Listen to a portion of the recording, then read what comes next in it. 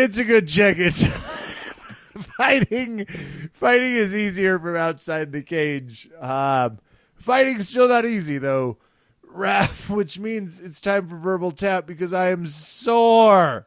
No. I'm your host, Kevin. With me, a less sore, but probably equally as beaten up, Raph Esparza. Raph, how are you? I'm still sore too, dude. It's something I've been trying not to tell you about how much jiu-jitsu still hurts while you've been in recovery, but I feel we're at the phase where we should probably discuss that now. Maybe. I woke up this morning where it was like lifting both eyelids. It was like, no, you're fine. You're gonna be good. Like ate, nearly fell asleep at my desk. Got home, laid down for 3 hours. It's like, I need a hot shower with some THC. And does anyone have any good painkillers? But can you bathe in THC? Oh, 100%. Did and have in the last 48 hours. It's a for part you. of the wellness crystals. Rap, I'm in on it all. I'll bathe in it. Yeah, if it'll reduce inflammation, throw that shit in a steaming pile of water, and I'll Would go. you talk about wellness crystals? It makes me think that there's something that the Power Rangers need to get before they can form their Zords. They would be wise to try this, and that would be a fun Netflix adult take on Power Rangers, a series. It's like first they go through Kevin's crystal bath. Well, just make it Kevin's crystal bath, and then we can invite anyone. I also like the new theme song, which is like, go, go, power or don't. Whatever. You know, it's up to you, dog. I mean, How's your body feeling? Is it tingling? You okay? For an extra $40, I'll drop a tab of acid in. You will have the time of your life. Wow. Raph, yeah. That small glimpse aside, we have an awesome show with Gabe Calvento this evening. We're going to reveal the winner of Over Under UFC 231. We're going to talk UFC 231, especially you two, since you saw it. So that's helpful. Some of us did. I did try. We'll explain later, but I did try. So I much like the guy that left our heating and air. He was like, I did my best with the heater. It was like, did someone hire you to do your best? Like, we ordered the industry standard, my man. So if you could go back and just do that, I don't care what your best is. Hold on. Did he give you a shrug? He did. He honestly was like, the heater was leaking, but did my best and strolled out like, well, you two should be satisfied because Handyman Tony did his best. So who could be upset about that? But Raph, you're going to be covering IBJJF Worlds, and you want to give people the chance to get in on some coverage. A lot of the people listening to this podcast are practitioners. We know that. They're headed to Jiu-Jitsu Worlds, or they know someone that's headed to Nogi Worlds. You and Kid A are teaming up to do what? So here's the deal, guys. Matches happen. Matches are weird. Sometimes you sit there and you think, man, I really wish somebody would photograph this because Flow Grappling won't let me use a video. And man, I don't even know if I get a screen grab if somebody's going to come after me, but I definitely can't put video up. What's the next best thing? You ask for somebody to give you photo coverage. And here's the thing, Kev, I'm credentialed to do that. So I'm going to tell you this. Here's what we're doing for you guys. So with everybody else, I'm charging $50 per match. Okay? For you guys, our Verbal Tap fans, 40 per match. Now, I want you guys to understand something. You could go to other people, but period. Think about that. A lot of people try to do the hard sell. I'm literally coming in and saying like, I'm not going to hard sell you. You either want coverage or you don't. But I will tell you this. If you come up to me while the event has started and you ask me to cover your match, please do not be surprised when the price goes up exponentially because, Kev, without fail, it happens. Somebody forgets to get coverage and then they go, hey, can I get like you to take some photos of me? And last year, they even did this where they looked at my sister, they snapped their fingers and go, hey, I need coverage. And my sister was like, yeah, okay, bye. No snapping. So why not avoid all that? Take the great deal. And more importantly, support those of us who do the great things on the other side of the mats. Because it's not just you guys who compete, it's us who are going out there and covering you every week. So we want to be equal on this partnership, and we want to give you a good deal. So get in touch with me the way you can do it. You can hit up kidaphotography@gmail.com. You can hit me up on all the DMs or wherever you feel the most comfortable, and that is on all at Verbal Tapcast. But we'd love to take care of you, and we'd love to get photos. And here's the thing. Say you don't want full photo coverage. We're probably going to be snapping some photos, and you can buy that over on our Smug mug, and you can look for that at kidaphotography.com. So we'll be posting on that regularly throughout the week, and that's what I got for you. 3 days of great no-gi grappling. And even if you don't buy coverage from us, come say hi. I'll be friendly to you. But I'll be really friendly to those people who actually buy coverage. I like this. All right. Raph, I'm looking forward to Worlds. People can view the coverage, obviously, if they choose to participate in the flow grappling semi-period scheme. Not complete period scheme. Only 50-50. Look, I am going to talk to you about some things that are a little bit more assured as we move into our UFC 231 coverage. The first is that for just $59.95, you can get the NS North-South 200 men compression spots black. Spats that you know, trust, and will cover you. There's nothing better than this. Their rash guards are affordable. They're unbelievable gray, navy, and as I was wearing the other night, camo. North-South underwear will cover you. Go to northsouthjujitsu.com. Free shipping on orders over $80. That's in the U.S. and in Canada. Sorry to the other 6 continents listening to this podcast, but you can still get some pretty good shipping deals. 30-day money-back guarantee. Head on over to northsouthjujitsu.com. Look the part. Raph, we already talked about this. We don't want something that's unqualified nutrition. That's how you end up in the frozen chicken nuggets aisle. We want people that are conscious about the environment. We want people that are focused on what's best for us, especially if we're going to be consuming a nutritional beverage. We want something proven. ProvenNutrition.com/RAF10/Kevin10. Not both. You have to pick one. No, you have to pick one. You have to pick one. This is a real Robert and Edward. Did I get those names right? Jacob. I don't think so. Jacob. This is a real Edward and Jacob. Damn it. It's Pattinson. Yeah, it's Edward and Jacob. It's a real Edward and Jacob situation. Head on over to ProvenNutrition.com. Forget both of those names. And either go Kevin 10 or Rav 10. Nutritional beverage mixes for sustained energy and enhanced performance. Now, we are so pleased to introduce you to Gabe Calvento for round 2 of the Gabe Roastage. UFC 231.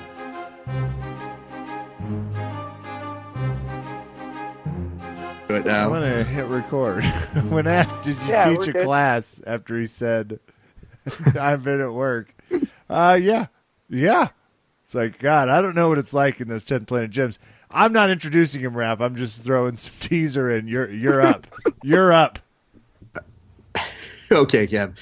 I won't do it. Not after his cavalier attitude on over-under last time. I don't have the bullshit tolerance one requires to whatever. It's time for Verbal Tap. Everyone gets it. It's UFC 231. Bring on whoever you brought on last time. It's Gabe on 2. But here's the thing, Gabe, you just got done teaching, coaching, doing a whole bunch of shit. Sir. So you right now, this is you. Hold on, Raph. I know what the class was. Was it being lame? Advanced? No, that's rare. Oh, he said burn early.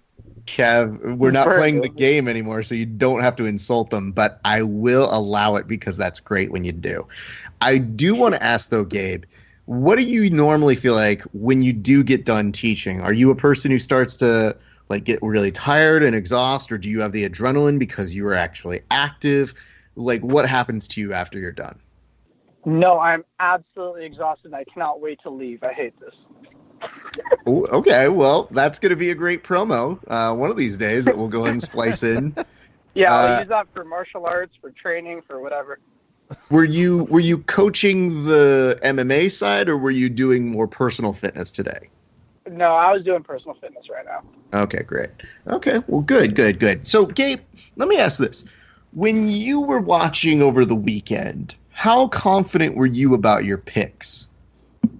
I was not gonna lie, I was pretty up in the air. At first I was confident when we were doing the first episode, but as soon as I saw like the first couple fights not go my way, I lost confidence pretty quickly. Okay, that happens. And here's the thing that people don't understand. We say it time and time again, which is everything's fine when you watch an event until you actually have said things on air and that other people can hear them. There is definitely a moment that goes through most people's brains when they say, oh, shit, did I say this person was unbeatable? Oh, yeah. No. So it's pretty common. Kevin, how were you feeling when you were watching the fights? Well, that's a funny thing you ask, Raph, because watching the fights is a relative term. I definitely saw the prelims. I remember almost starting to black out genuinely as Nina Azaroff won. Did not see the pay-per-view. Tried to watch it before this very show, and I'm going to say ironically, because I technically work for the team directly responsible. Sure. But pay-per-view on Comcast wasn't playing from the UFC. I was like, I'll rent it. Tonight will be a nice post-birthday haze of wine and glory as I watch it and beat Gabe's ass. I was robbed of all of those things. I didn't even know if I'd beaten Gabe's ass, and suddenly I was like, well, now I'm not going to find out until seconds before the podcast starts when I tally and argue with Rap.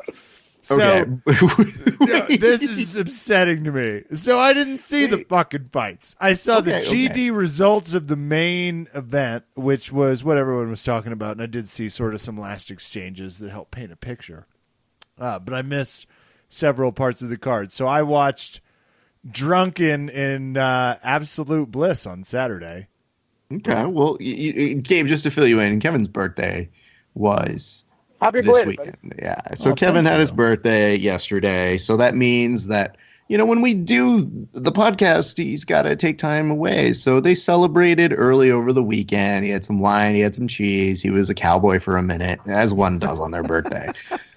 I just want to make it clear, though, Gabe, that Kevin was trying to watch the fight, so a lot of the fight results is going to like actually fall on you and me. And if I'm being so honest, I was actually at Disneyland. But you know what's even better than when you're at Disney Adventure with watching the fights? It's Christmas, everyone. Hey, I paid attention a lot. But you know what's like my second favorite thing to do while waiting in line, while also watching fights?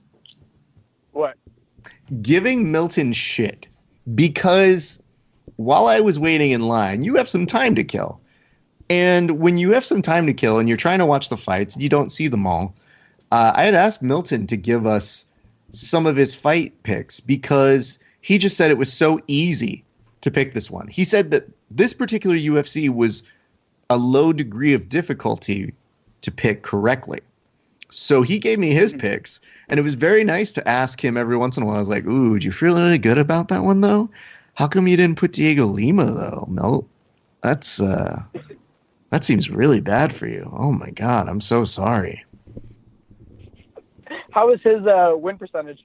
Well, we're going to tell you that when we get to the results, but let's talk fights for a second. Why don't we talk about this? Kev, do you like setting records here? I love setting records. Well, it's my second favorite thing. I'm going to tell you someone who might not like have setting a record on their ultimate record, which is one Brian Ortega. Oh, he lost. He did lose, and it was a good fight. However, he absorbed the most amount of strikes. They might even say significant strikes, whatever you want to say. Yeah, most significant strikes, right? Yeah, of all time. Which holy shit. Yeah. How is that possible? Insane. Well, okay, Gabe, striking coach to the stars. Tell us how.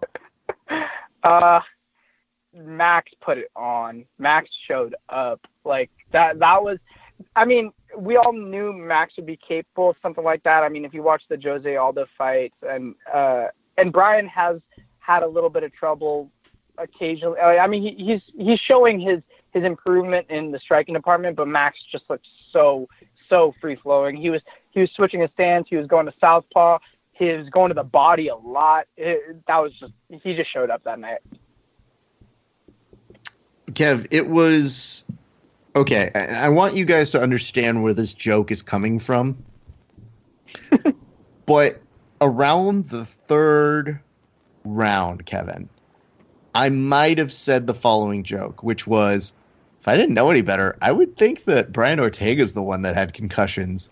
Just from the way he was looking, Max had such accuracy, and Brian Ortega had the heart of a lion, trying to fight back as much as he could. However, Holloway kept connecting in a way that made me concerned. And apparently I wasn't the only one, because by the time they got to the fourth round, there was a doctor stoppage. Now, here's where it gets a little bit both in the sense of you're respecting Ortega's heart, but you're also concerned for him.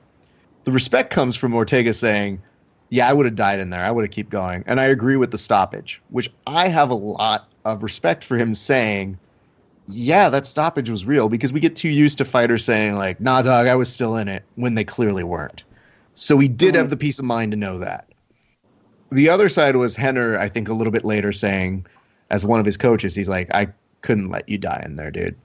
So you do get a little sad that person is there in the championship fight, but you kind of have to know what's best for the health of your fighter. Gabe, would you have been able to make that call? Yeah. I mean, I feel pretty confident saying that, like, honestly, if I can be real, it almost looked like they should have stopped that a little bit sooner. But I mean, I completely agree with the stoppage, and I agree with all the coaches being on board about the stoppage. And yeah, I just couldn't agree more. Okay. Was there anything that you saw from Ortega that he was kind of getting right throughout the fight? I feel like that's why that's tough to do, only because it's not that he was, I don't want to say he wasn't doing stuff right. It's just that, again, I just think Max was in rare form that night. But the thing is with Ortega, his submissions are like a knockout punch. Do you get what I mean? Like it always has the chance of like, well, you never know. He might just guillotine him in the next couple seconds. That'll be that, you know? And so I understand that, like, it's also like betting on a knockout punch. It's not the best bet, but I see why it's tough for people to kind of, you know, shut down the fight and say that's it, because you never know. This might be the time that Max kind of drops his level a little bit too much. They get in a clinch. You never know. They hit the ground, and then all of a sudden he's caught in something. So I see why they let that keep going. It's just it's tough too.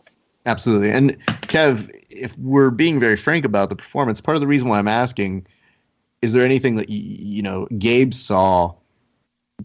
It's simply because when you do talk about somebody getting pieced up very badly, and you are talking about a submission game, we're talking that Brian knew somewhere around the second and third, maybe try to get some kind of takedown, and he just kept getting stuffed.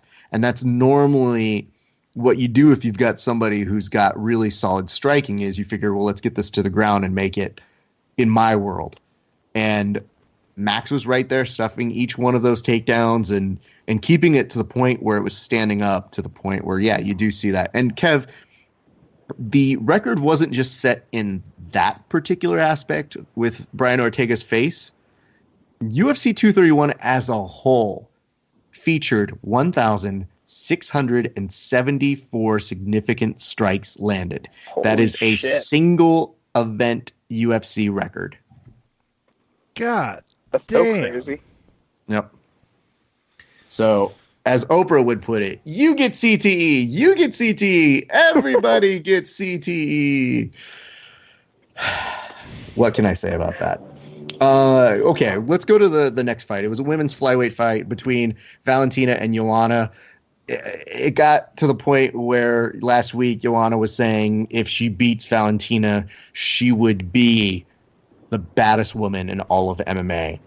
Good news, bad news. Clearly, that is not the case. We have some good results that might prove otherwise. What was your take on this fight, Gabe? Well, I got that one right. That wasn't my strong analysis I was looking for there, but I'm glad you put that out there. Decision victory. Do you have comments on the decision victory outside of the fact that you fucking won it? You braggadocious coach. I mean, I just think there's something off about Joanna right now. Like, I don't know, the weight cut might bug her, the fact that, like, since Rose, that might bug her, but all of that aside, I mean, I do think that Valentina really showed up there. She looked really good in clinches, and she did really well with stuffing little takedown attempts. Her knees were gnarly. Front kick to the body. Those little things. I mean, she just that was a clinic too. Kev, so he's talking about the fight. I want to talk more about the post-fight press conference. There were two significant things that happened that I think that you should be made aware of. This is normally when Joanna shines. She doesn't deal well with defeat, and Valentina has a gun tattoo. So, and you could tell me anything right now, and I'd be like, yup. So go ahead. The first one's a little bit out of the norm, which is we were driving back from Disney Adventure. It's about 11 o'clock. We're going to my dad's house to pick up my puppy, who was staying there while we were having fun, eating and indulging in all of the great things of California adventure. And as I was listening to the press conference, you know, Kelly was kind of watching with me. And then she goes, "What's this chick's deal?" And I go, "Oh, Valentina, man, she had a great fight tonight." And I started explaining how Joanna said that she's the baddest in all of MMA, and how other women might have something to say, like Amanda Nunes, or how, I don't know, maybe the person who pieced her up before, Thug, might have an interjection. Or, I don't know, maybe Cyborg hears this conversation and goes, "Hey, yeah, guys, okay, no, she's not." And so Cyborg, by the way, immediately crushes some steroids on the table and snorts them like it's a Scarface extra scene, and is like, "I'm ready. I'll kill anyone." It's like, you don't have to kill him. I'll fight anyone. That's just my take. I didn't hear if it was true or false. But Kev, I literally map out the whole sequence for a minute and a half before I realized my wife fell asleep. Like, she was in the passenger side. In the time it took me to explain all of the drama behind Joanna and Valentina within 90 seconds, she was out. And I said, this has never happened before. This has never happened where I was talking and didn't know she fell asleep. She just went out like a light. The second most important thing, Kevin, is this. I can't stop laughing at Valentina's accent for one reason. How do you say the word just? Well, I say it weird. I say it with a just, but I like to say it like a morning DJ. Gabe, how do you say it? I probably would go just. Okay, that sounds about right, guys. Sounds a little bit more right. If I'm, I hear that. If I'm piggybacking. In her press conference, Valentina could not say the word just in a way that I thought was recognizable. Instead, I thought she kept saying the word jazz. Example. Yo, jazz, very expected. She jazz very good. And jazz a lot unexpected. And I kept thinking, like, what the fuck is that? Is she talking about jazz, like the dance? She goes, "No, jazz, very unexpected." So I cracked up so loud in the car, and my wife started counting the amount of times before she fell asleep that she kept saying the word jazz, and my wife thought I was making fun of her at first, before then she said, no, she really is saying that. So I thought that was important for our audience to know. I want to go to our next fight. Do you have any other notes on this one, Gabe? No.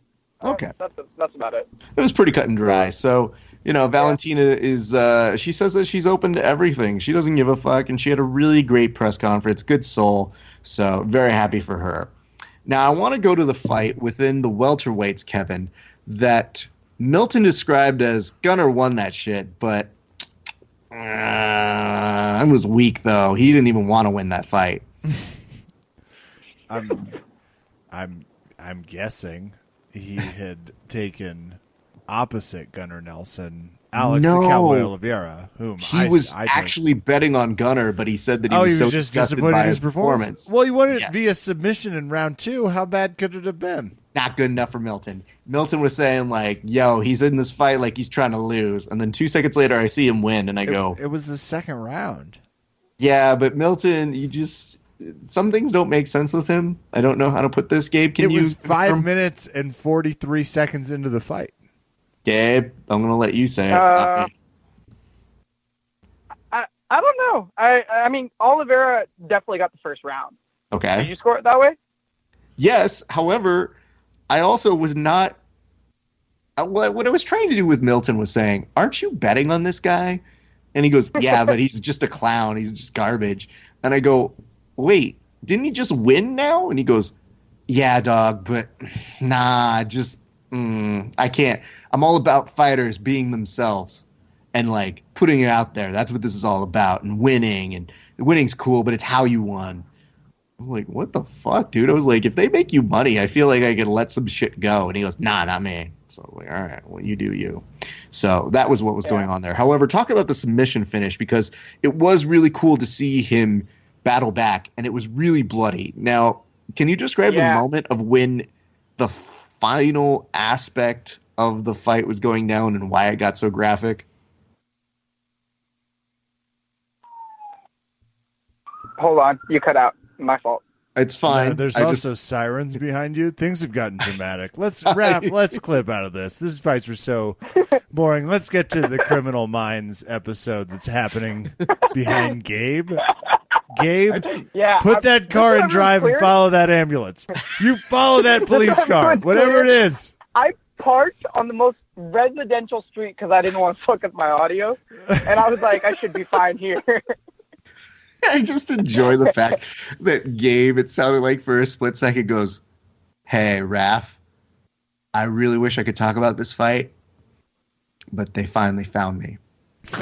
Yeah, they finally have gotten me. Here I am just sitting in a residential street in like Sherman Oaks. I always knew that drug trafficking would come back to haunt me. And here we are. They're never taking me alive. Anyway. Orange is the New Gabe, season 1. But describe the end of the Gunnar fight, though. Man, he was doing damage from Mount. He was beating up on him with elbows. He was dropping shots. It was one of those things that almost realized. I get Milton. Like, it seemed like Gunnar was almost like fighting to not lose in the first, and then in the second, as soon as they hit the ground, and almost like he turned it on. Like, you realize, like, oh, snap, we're on the ground. Like, I'm going to finish this dude. And then he started dropping elbows, got real bloody, and then he finished him with that RNC. And, Kev, the gross part I was alluding to earlier was, you know how when you get that final squeeze and it's kind of a bloody fight, what ended up happening was there was, like, a final squirt, like a horror film. Like somebody hit the squid packet, and then right as the submission was sunk in for the rear naked choke, you just kind of saw like a little splattering of blood, and you go, "No, that's gross. No thanks." So that's what happened there. There was a split decision. I was hoping he'd BJ Penn it. I don't want any part of that again. I would call BJ on this line, but he's already made an appearance on this week's show, so I'm not going to ask him to describe that one. If we bring him back more than once a week, it goes to his head. Like, we genuinely have to stop him from calling when we're not producing. It's kind of like Beetlejuice, except there's no way to make him go away.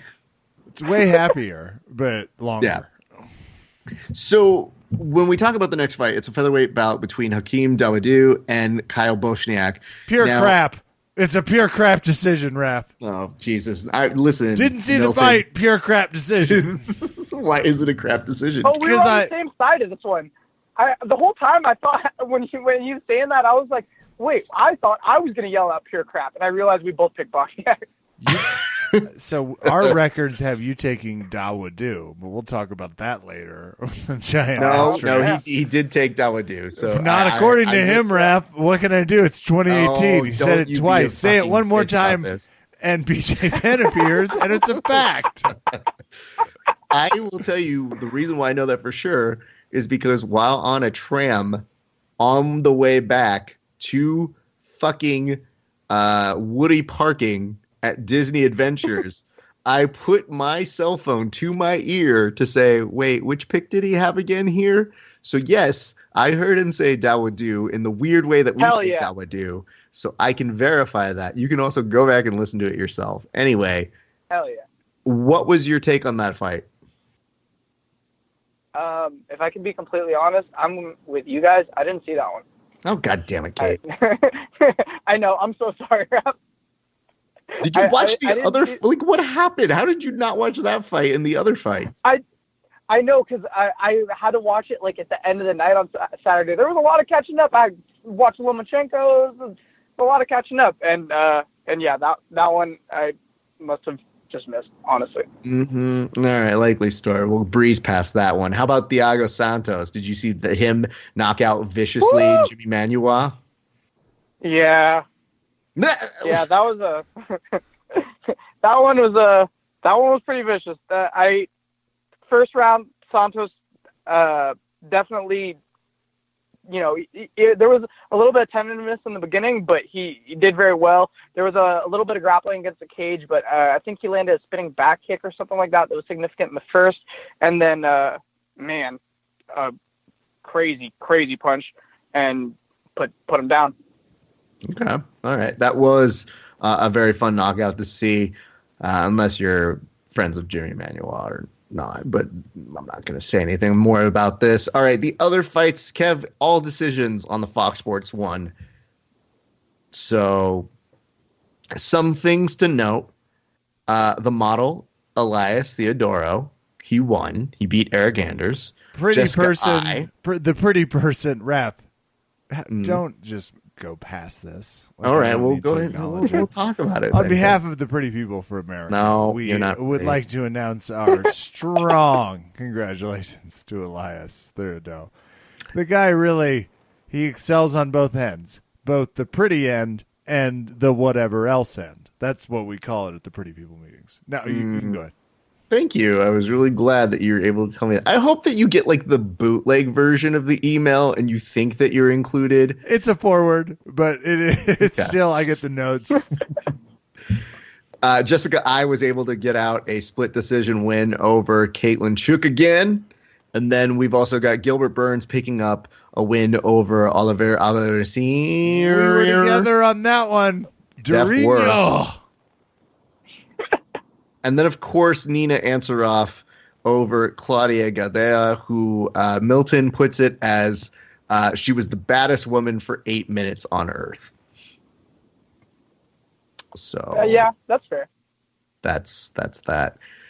Early prelims, Kev. This is what seems to be the difference maker, I believe, on Over Under Kevin. But let's just give you a couple highlights. Kev, how could you go against friend of the show, Diego Lima? Because I'm a fucking idiot. Because my track record with drugs and alcohol and a history of womanizing have finally caught up to me. And I'm making stupid choices. I'm losing to someone that's selling drugs in Sherman Oaks right now and running from the police. I have lost my bearings, Raph. I'm an idiot. Sorry, Diego. And sorry to Diego Lima's America. That's just my bad. All right, Gabe, did you see any of these? Either I saw the Lima one. Okay, what do you think of the Lima fight? Man, the thing is, like, I know that he was coming off. I don't know how long it was. I didn't look up his record, but I know that he had a little loss streak right before this fight. I want to say it was like 2 or 3 fights that he lost in a row, but man, he put him out with that left hook. It was clean. He threw a little feint with his right hand, and he put him down. That was a clean walk-off. He definitely, I was about to say, it was essentially a walk-off home run is what it looked like once he knocked him out, Kev. He just kind of threw his hands in the air and goes, oh, I knocked him out. Hey! So Yeah, that one would make Mark Hunt proud. It was definitely something very impressive to behold. Overall notes, though, Gabe, was there anything else that stuck out to you about this card or anything in particular? We're going to get to the results, but I just kind of want to ask if there was anything else, because we did have some knockouts also between Carlos Diego Ferreira and Alexander Rakic. You're asking about the overall card, right? Yeah, just overall, if you have any last notes before we get to the results. Last notes, I can't stress enough how good Max looked, honestly. That was I had a feeling that he might show up in that kind of form. Like I was rolling with Ortega, but man, Max really put it on him, and that was so cool to see, especially after people were talking about him having concussions and being scared and the weight cut and all these little doubts and things like that. To see him show up the way that he did was so badass. He really is up there as a top tier guy right now, and I love seeing his progression. He's awesome. It was cool to see, and also something else to note here, Kev. It was a good event. I did enjoy it. I was very happy for everybody involved. But Max Holloway, if you guys get the chance to go watch his post-press conference, really go do it, because it had a little bit of everything. Had great heart. He was able to pay a lot of respect to his opponent, talked about wanting to go out and hang out with Ortega, but said, maybe everybody's a little busy right now, but I'd love to hang out with him. He also was able to talk about what he overcome. He was talking about getting on the Blessed Express in a very funny and joking way. He was talking about the real... No, never mind. Go ahead. No, this is a family show. I'm not going to talk about it. I will say this, Kev. I hate it with almost anybody else saying it. But when he in the post-presser goes, yeah, you gotta get on Blessed Express, it's just, you get on there and, it's this different, get on it though, okay? And I go, yeah, I could get on the Blessed Express. He's silly enough where I say that works for you. But the real discussion here, Kevin, and this is something that I think opened up the doors to a lot of different conversations, and I'm going to ask this to both of you. Number one, do you want to see a rematch between Holloway and Conor McGregor? Kev, I hand it off to you first. 100% swingers, both of them. And I mean, in the Vince Vaughn sense and without, I was going to ask for clarification on that. Bringing the noise from a fun perspective and from we're going to throw rights until someone passes out from exhaustion. Now, do I think that fight will happen? No, I don't. And you know why, Raph. Just don't think Conor's going to fight ever again. Can't see it happening. Doesn't matter. I think Max Holloway also might not fight again. Just my instinct. We'll see. I haven't seen him carrying rocks on a Hawaiian ocean floor. Would love to see that fight, though. Would love to see it. I upset Gabe. Gabe started, go ahead. Gabe started joeying us from Blossom halfway through that. I just thought it was crazy. You said Max wouldn't fight again. I'm curious. No. I think Kev was alluding to the fact that Conor may not fight again. I don't think Max will either, Raph, and I stand no. Early hot take. No. Get me on Colin Hurd tomorrow. Someone tell Colin I want to sit in his tiny chair and scream nonsense about the UFC. Okay. He's going to be like, he's hired. I'm going to bring some order back to this chaos podcast. See, I didn't make that up. You did say that. Well, I said it, and I own it, Gabe. You are not crazy. I might be, but you're in bad company, my friend. Gabe, we told you that. Can I tell you this, Gabe? You know how you're a cornerman for Milton, and then sometimes he says gibberish, and it's your job to translate? That's essentially my job on this show. So sometimes I know Kevin doesn't conjugate his verbs properly. Sometimes he gets really, really proud of himself because he put in an adverb here and there. But I know what he means, so I give him the opportunity to double down on getting it right. And then he says it wrong, and I go, well, fuck me then.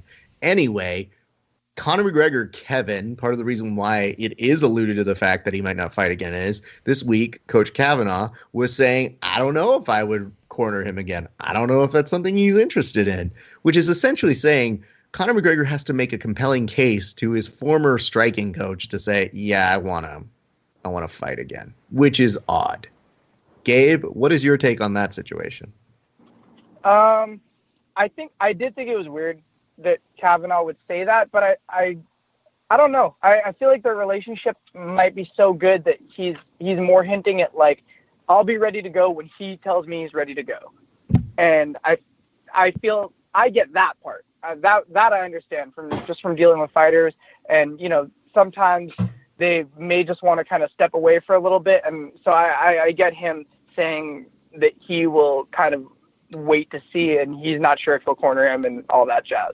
I think much more positive version of what the context was, because if I'm being so honest, his version it did allude to the fact, like, yeah, I mean, he'll probably fight again, but who knows? He's a guy who's kind of done a lot of crazy shit, and his whole life has been unpredictable. So who can say? Okay, cool. We're all on the same kind of pace there. However, when he actually started talking about the fact of, I don't know, man, it takes a lot out of me, it takes a lot out of everybody, he would have to make a compelling case for me to come back and coach him. I thought, oh, that's not the same. Yeah, I get you. I think Conor's going to fight again. I think he's addicted to the game. I think that the money and everything, like, I think that's his persona, and he of course doesn't need to, but I think that he has a lot of fun in there, and I think that he wants to do it, and I think that he feels like he still has stuff to prove, and I do think that fight will end up happening with him and Max. So here's kind of where we are, and I'll jump back to this. I feel also the thing that Conor understands is the life of a fighter. I think he knows how much time he has, and that right now, that's not going to be him in 4 years. So that's the thing that leads me to believe that once we get all this California Athletic State Commission or whatever, Nevada Commission coming down on whatever ruling they're going to do, they'll probably try and march him back into a fight. But the quotation that we have here from Kavanaugh is, well, he would certainly have to convince me to go again. I love the whole journey we've had, but I need a good why. It might be Nate, again, because he promised that fight. It might be a rematch with Khabib, which I don't need to see that. But if it was just, well, they want me to fight that guy, I think I'd say, I wish you the best. Wow. That's rough. So, yeah, that is actually pretty rough. And here's the thing that he's hinting at. He says he has a wife now and kids. I don't want him taking more hits than he needs to. Khabib hit him with a punch in that fight that he has never been hit with in his career. And even Superman slows down at some stage. Kev, is Conor McGregor even in the same league of being compared to as Superman? That was the part I took the most pissed offness to. It was like, don't they have their own stupid heroes in Ireland that we can compare them to? Like, maybe it was an American journalist, but the guy crashed in Nebraska or Kansas. It's hard to remember. Doesn't sound like Conor McGregor. Doesn't have a bourbon named after him, though. Not a bad marketing campaign. I don't get any of this. Yeah. He just kind of got his ass kicked. I'm talking about Conor, by the best MMA fighter in his division. It's time to look for something a little redeeming, isn't it? Yeah. Is that Max Holloway? Maybe. That kind of sounds fun. Well, it seemed like Max, he did get handed his ass when he fought Conor McGregor the last time. People were saying, though, is Max at a different place in his life? Is he a better fighter than he was 2 years ago or however many years ago? Yeah, wasn't he 12? Well, whenever he keeps saying, he's like, yeah, that was a kid, I was different now, it's different who I am now. And I go, yeah, but you're not that much old. Whatever. I mean, I get you, kid. So there is all of that. Second part of the question I have for everybody, which is this. Tony Ferguson made his presence very clear when he said, you know what? That looks fun, Holloway. How about you and I get together? And Dana White looked like he was just salivating in the post-presser going, yeah, I can fucking see that. Yeah. What do you guys think of that? It looks fucking fun. You want me to book that right now? I'll do it. Don't you fucking dare me, fucking bloody elbow.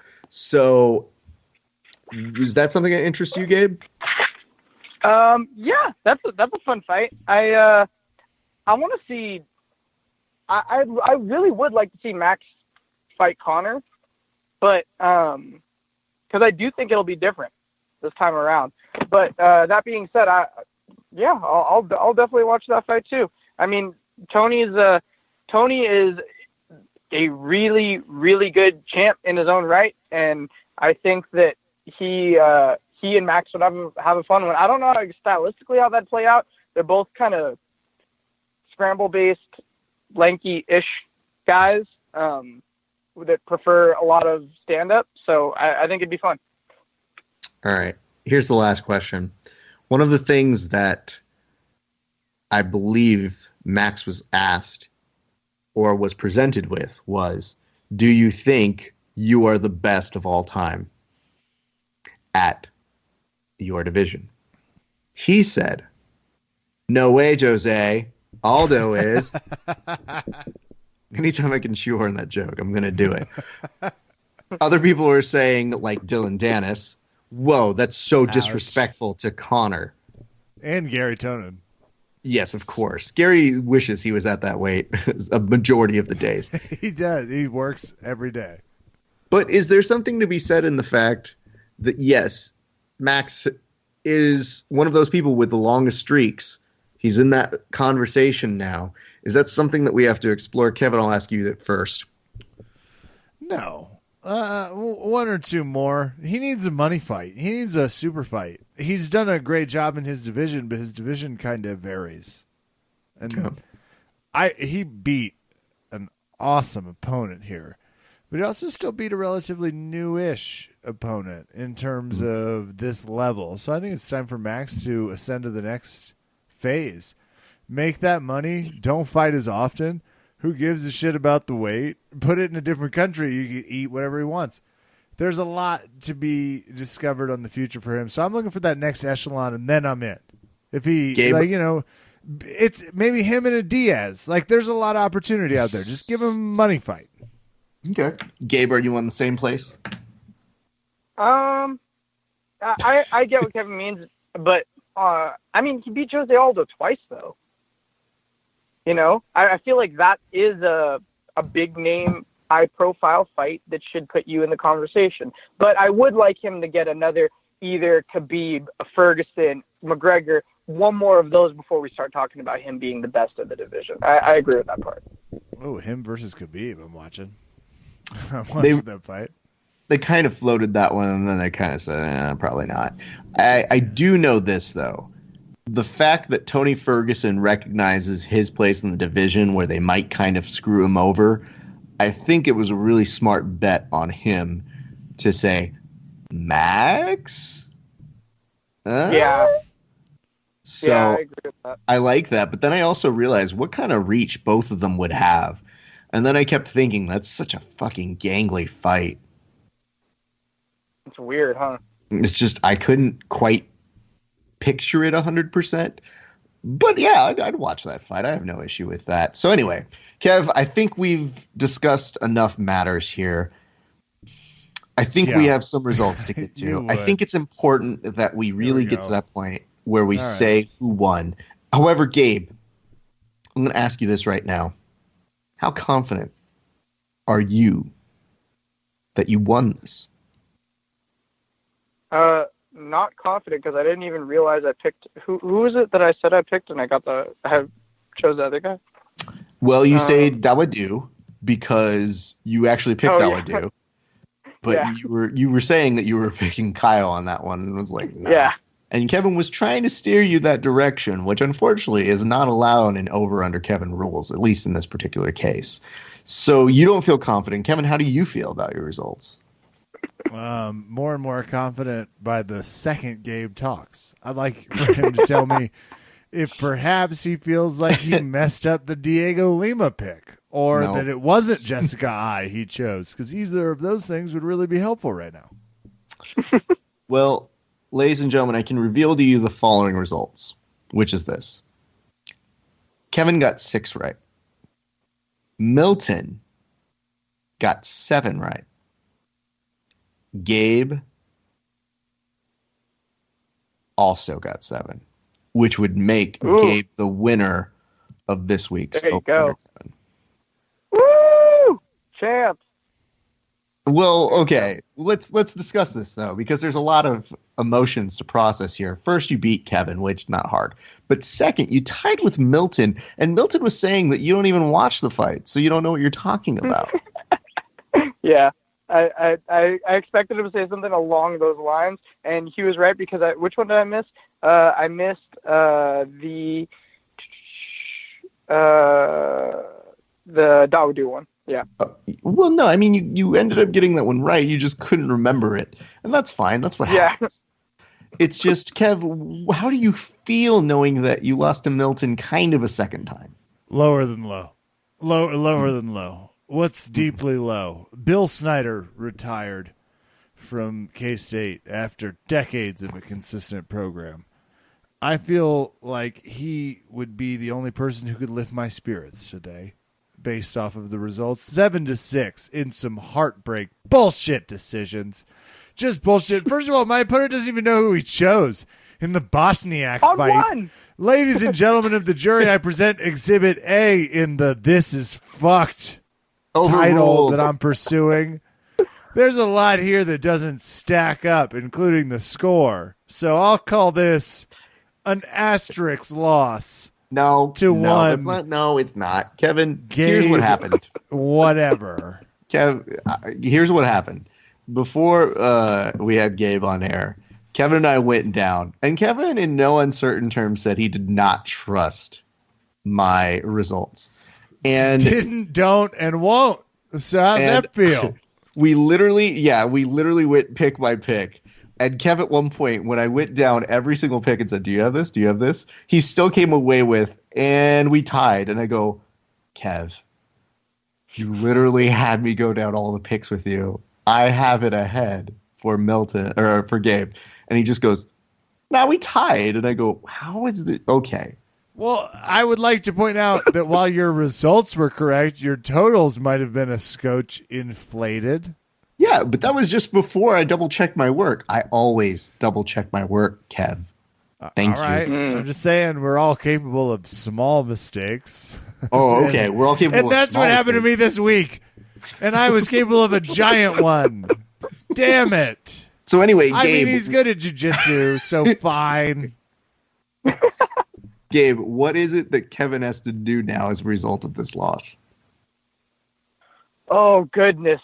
You said you'd help me pick this. Well, we did. I mean, we said it last week. Gabe, are you? I owe you a commercial for your fitness bullshit. Yeah, I want your my whatever commercial, 100%. Podcast. Yeah, you're getting the real legit version, not just the. All right, cool. That we have to keep it in a minute version. We don't with this one. No. so this could be however long. This can be as long as we need it to be. I could take an actual workout. You never know. Maybe we'll do one of those Malcolm Gladwell things where he tries the food thing that they send to him. He's like, Freshly has sent me a steak. Blue Apron. That's who. What doesn't matter. I'm gonna stop giving them bullshit sponsors. Gabe Calvento, coming to a podcast near you. This man will change your abs and your life and make your sexual partners more satisfied. I don't think we can say that. Oh, okay. Well, I'll start with the first two. No, we can say that.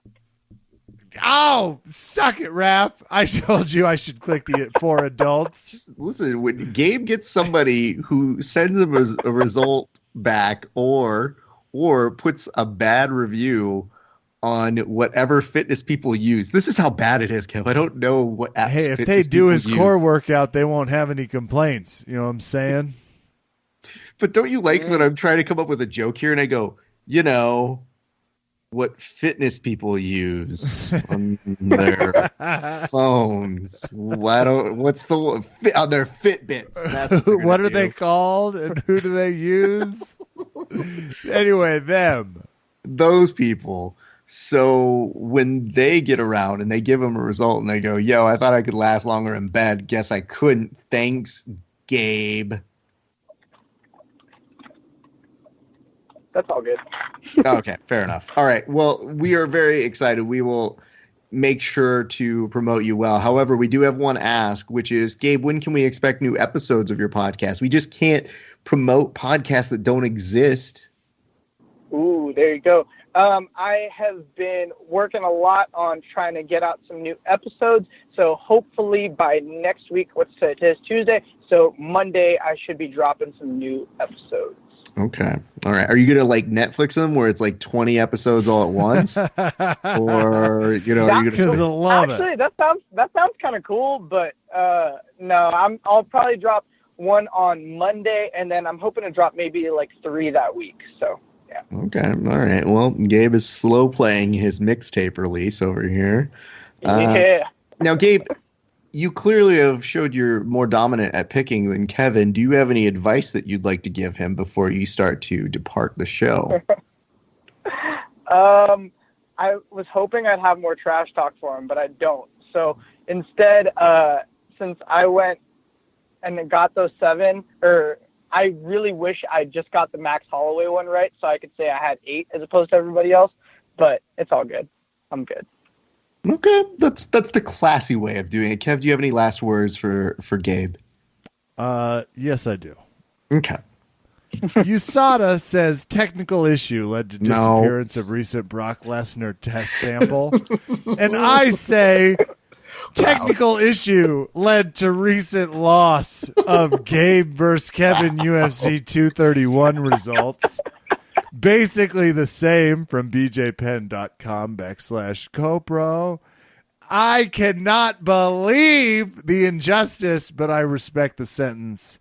Gabe, a gentleman and a scholar. I expect to learn what that thing called the rubber guard is from you the next time we get to be on the mats. Definitely.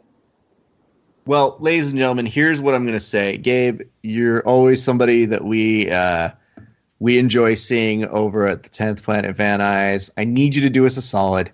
Give us the places where people can find your podcast or follow you on the social media, because they probably listened to this and said, wow, this guy knows what he's talking about. I want to go subscribe to his podcast that has nothing to do with picking fights. Or I want to learn my fitness because he beat some guy who barely is getting back to training jiu-jitsu this week, which might be picking on those less fortunate. But anyway, Gabe, where can they go find you? You can find me online if you're looking to connect on Facebook, Instagram, Twitter, or whatever. You can find me at GCAL Fitness. That's GCAL Fitness. And if you want to listen to the podcast, they are available everywhere that you can listen to podcasts. And it is called the GCAL Fitness 5 Minutes to Fit podcast. Cool. And are you doing fitness for the holidays? Like, what if people are trying to like burn off that fat for the holiday? Fitness for the holidays, I am pushing a bunch of at-home workout stuff that people can do. They don't feel like going to the gym because of the holidays. They want to stay home and stay cozy. I've been putting all those videos out on Instagram, on Facebook, everywhere. And for people that live in the Los Angeles area, I am doing different kinds of deals for the holidays. If you want to come in for your first time, you are more than welcome. You are invited to come work out with me this whole month and to get started on your New Year's resolution. Excellent. Well, we're very happy to hear all those things. Gabe, again, cannot stress enough. And just as a reminder, if you guys are listening this week and just this week, there is the Toys drive that they're doing over at 10th Planet Van Nuys. That is happening, I believe, this Saturday, the 15th. And that is from 2 to 4. And they're in exchange for was it an unwrapped toy? An unopened toy. We are doing Toys for Taps, and it's a seminar where a bunch of the coaches at 10th Planet Van Nuys, we're getting together, and a lot of the guys will be teaching. I'm not teaching this year. I've taught the last couple of years, but a bunch of the guys are going to be teaching, and it's a seminar, and the only cost is that you would bring in a toy that is unopened that we can donate for the Love Movement, and they are going to be donating all of the toys. That's right. You guys can learn from some of the best coaches that 10th Planet has to offer, and Milton. Yeah, he'll be teaching some stuff too. I'm pretty excited to show up this year and just be learning and not teaching, so it should be fun. All right. Well, ladies and gentlemen, we can't say enough good things about Gabe, but I mean we can. We're going to stop doing that now. Ladies and gentlemen, please go follow him. A very good friend of ours, Gabe Calvento. Thank you. I appreciate you guys.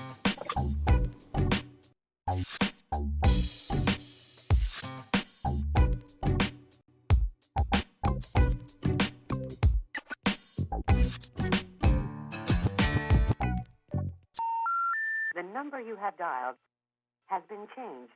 The new number is... Please note, the new number is